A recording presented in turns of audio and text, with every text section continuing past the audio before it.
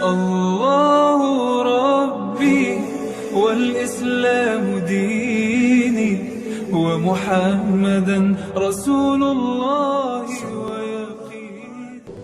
Hadirin jamaah Jumat yang dimuliakan Allah Subhanahu wa taala.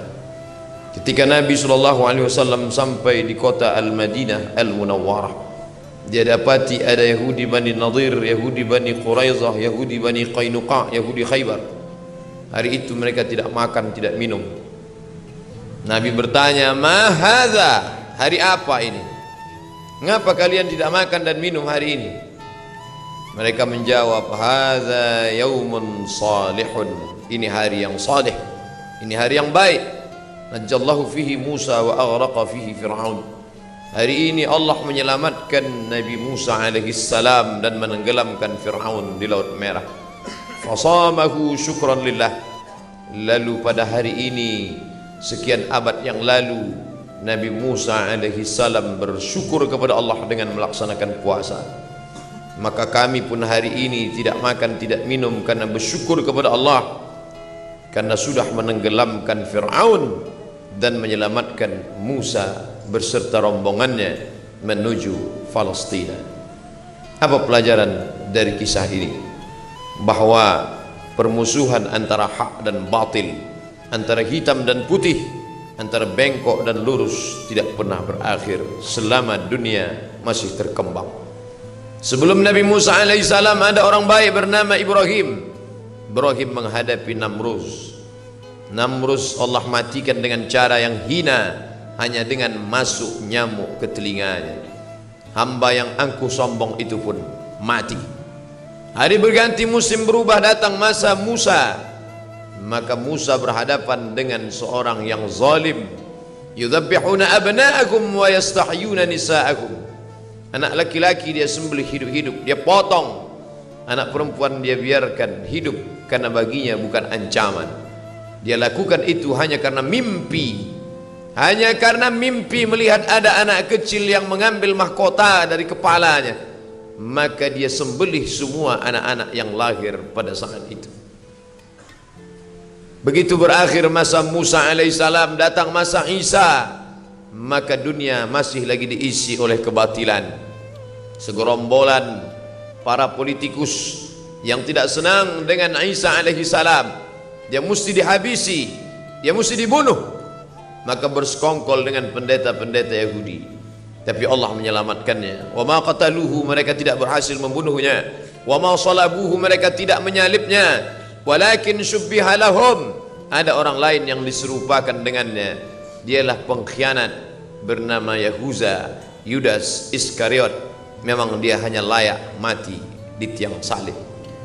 571 tahun setelah peristiwa besar itu, apakah dunia berakhir? Belum.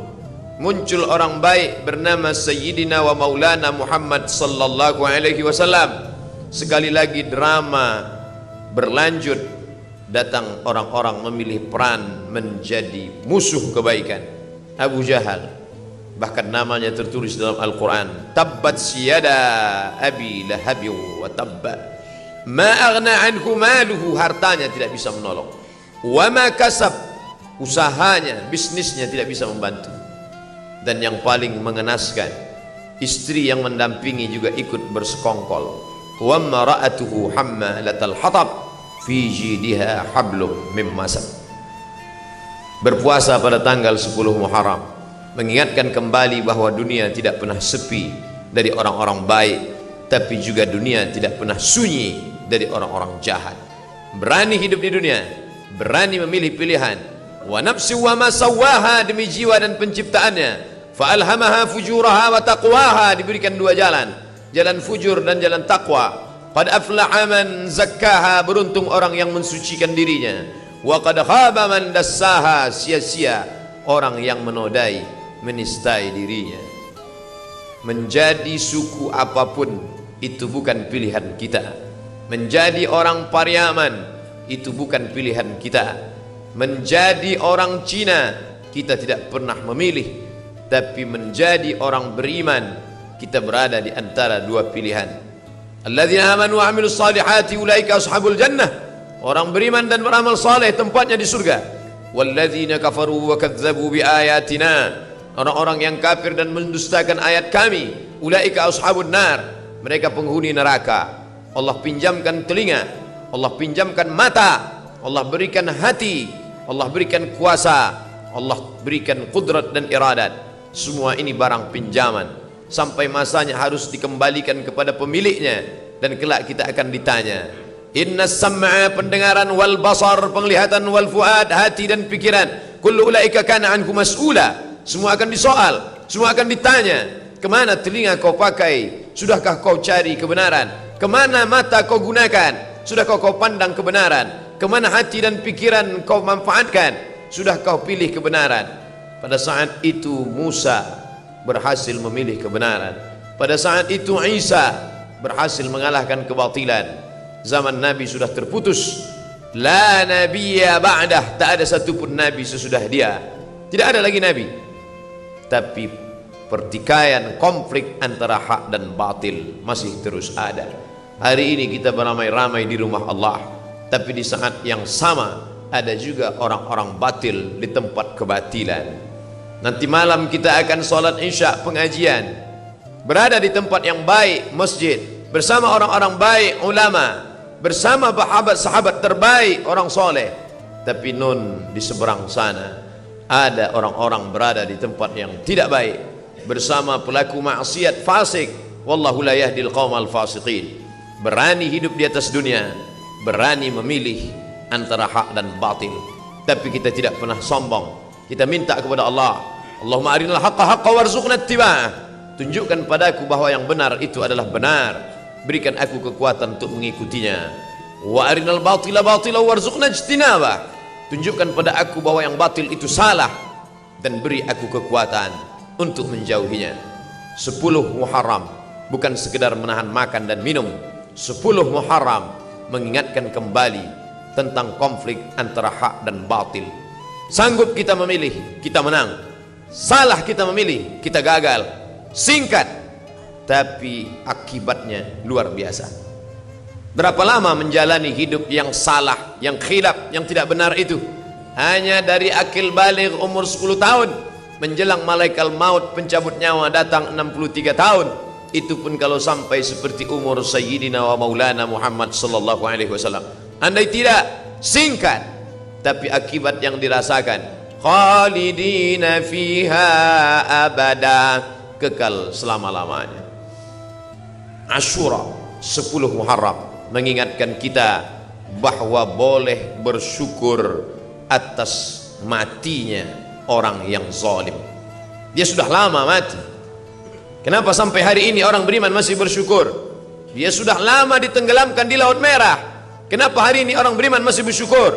Bersyukur diselamatkan Musa, bersyukur ditenggelamkan Fir'aun, musuh agama Allah. Bila hari ini ada orang berkata dia tidak jahat, dia hanya khilaf, dia tidak pernah memusuhi agama Allah, dia hanya tersalah, maka orang yang bersalah itu mesti ditunjukkan kesalahannya. Kita bukan bangsa pendendam.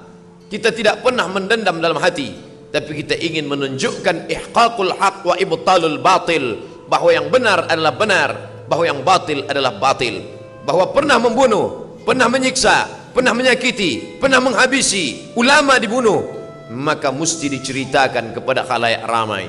Ini kelompok kebatilan, ini orang tidak bertuhan yang mengatakan yang bertuhan adalah opium. Siapa saja yang bertuhan beragama, berarti dia sudah terkena candu opium bernama agama. Maka orang beragama mesti dihabisi, ulama-ulama yang mengajak kepada agama mesti dibunuh. Maka itu mesti diungkap kembali, diceritakan kepada anak cucu, ditonton bersama, diperlihatkan kebatilannya.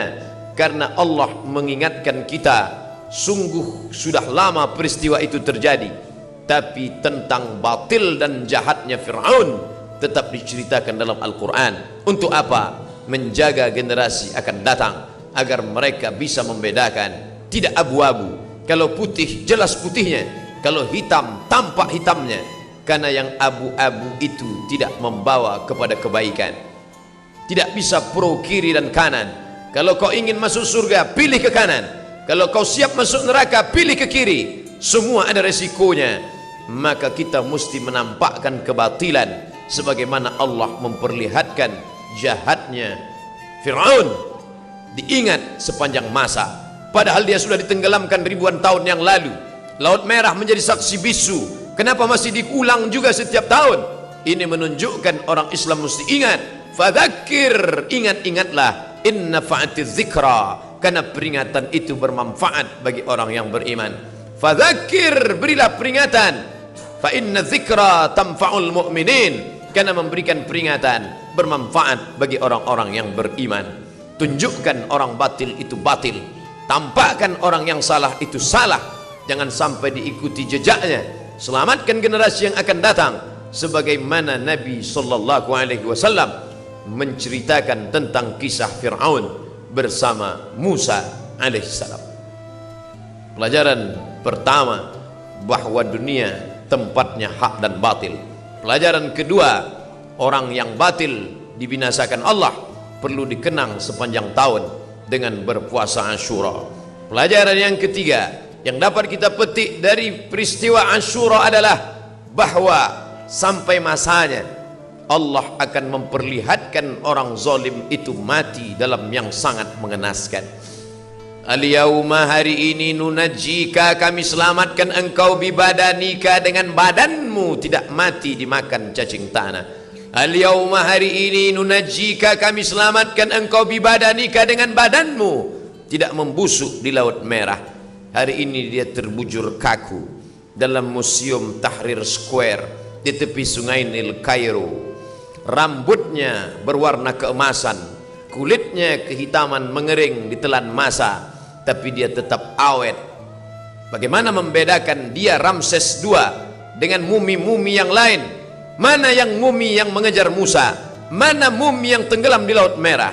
Subhanallah, Masya Allah, dalam paru-parunya ditemukan garam. Tidak mungkin masuk garam ke dalam paru-paru, karena ketika kita minum sambil bicara, ketika air masuk dalam saluran pernapasan, kita akan tersedak.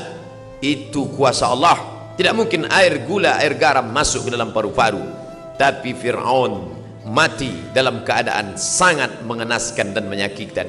Falamma adrakahul gharaqu, ketika dia tenggelam di Laut Merah, air itu masuk ke lubang hidungnya, masuk ke telinganya, dan yang paling menyakitkan, masuk ke saluran pernapasannya. Dia tak bisa tersedak di dalam Laut Merah. Akhirnya garam itu masuk ke paru-parunya. Ketika dibuka oleh para pakar, inilah dia orang yang mati di Laut Merah. Allah tunjukkan signal, ada tanda-tanda bergaram paru-parunya. Paru-paru yang tidak bisa dimasuki air apapun karena kuasa Allah. Tapi musuh yang satu ini disakitkan dengan sakit yang luar biasa. Mati itu adalah sakit, sampai-sampai dikatakan seperti tebasan pedang di tempat yang sama beratus kali. Sampai-sampai dikatakan seperti kambing yang dikuliti hidup-hidup. Tapi yang menyakitkan di atas sakit dialami oleh Fir'aun. Maka dia merasakan kematian itu. Akhirnya yang berkuasa, yang zalim itu mati juga. Yang kaya mati, yang miskin mati. Yang ganteng mati, yang jelek, yang buruk juga mati. Yang pernah berkuasa sehebat Fir'aun, hari ini tegak kekuasaannya dalam bentuk piramid, satu di antara 7 keajaiban dunia. Sampai saat ini tak terpecahkan bagaimana menyusun batu-batu besar yang beratnya mencapai 2 ton, tapi bisa dibangun dengan simetris. Ada 3 lubang makam di dalam. Bahkan ada yang ketika saat tertentu masuk cahaya matahari, ruang yang gelap dalam piramid terang benderang. Sungguh mereka pernah hidup dalam masa kejayaan. Tiang-tiangnya yang besar, mereka tidak membuat cor, mereka tidak membuat tiang dari semen, tapi bukit yang mereka pahat. Wa tanhituna minal jibali buyuta, ada di antara mereka yang sanggup memahat bukit menjadi rumah. Prancis tertarik melihat tiang yang besar itu.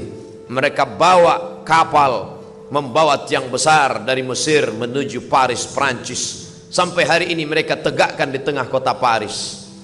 Apa maknanya? Generasi belakangan tertarik dengan peninggalan-peninggalan Fir'aun.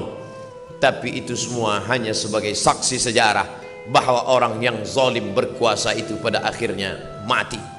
Ibrahim meninggal, Namruz mati. Musa meninggal dunia, Fir'aun mati. Isa diangkat oleh Allah ke tempat kemuliaan. Herodes, pendeta-pendeta Yahudi yang bersekongkol dengan tentara Romawi, mati. Muhammad sallallahu alaihi wasallam meninggal dalam husnul khatimah. Fir'aun, Abu Jahal, Abu Lahab, semuanya juga mati. Manusia mati meninggalkan nama. Binatang akan mati meninggalkan belang. Harimau mati meninggalkan belang. Gajah mati meninggalkan gading. Manusia mati meninggalkan nama. Nama yang baik atau nama yang buruk.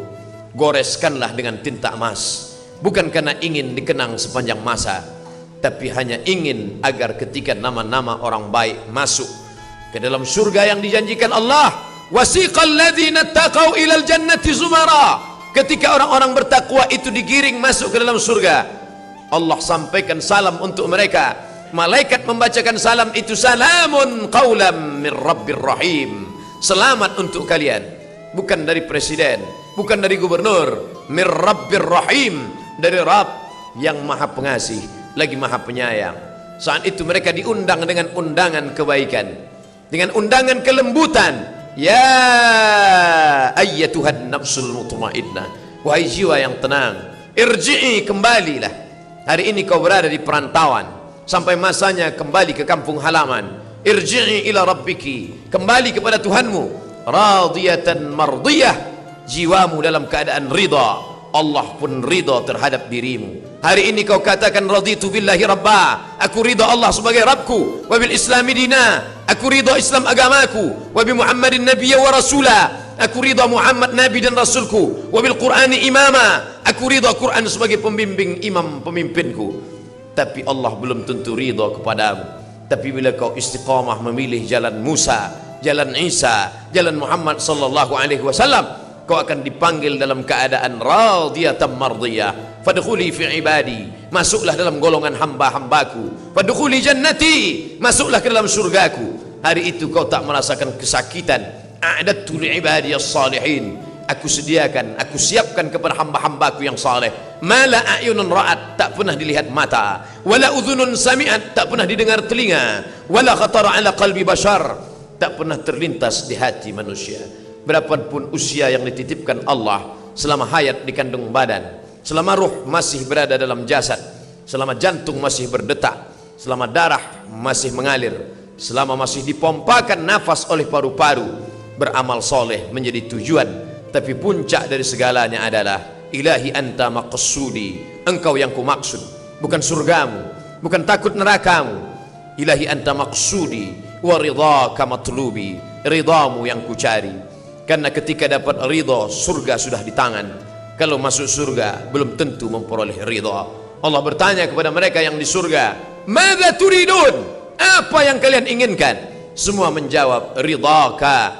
Maka kita meminta, Allahumma inna nas'aluka ridhaka wal jannah wa na'udzubika min sakhatika wan nar. Hidup mengikuti Fir'aun silakan, hidup ikut gaya Namruz tak ada larangan, hidup mau ikut gaya Abu Jahal, Abu Lahab silakan. Tangan terbuka bebas, semua akan diminta tanggung jawab. Tangan mencincang, bahu memikul. Mana yang berbuat, dia yang akan menerima resiko. Life is take risk, hidup adalah berani mengambil resiko. Isma syi'ta, hidup sesukamu. Fa innaka mayyit, tapi ingat, kau akan jadi mayat, kau akan jadi bangkai. Tapi kau tidak selesai sekedar dijepit tanah. Kau punya ruh yang akan diminta tanggung jawab di hadapan Allah. Kelak semua akan ditanya. Siapkanlah diri menjawab pertanyaan itu. Barakallahu li wa lakum fil Qur'anil azim, wa nafa'ani wa iyyakum bima fihi minal ayati wadh-dhikril hakim, wa taqabbala minni wa minkum tilawatahu innahu huwal ghafurur rahim.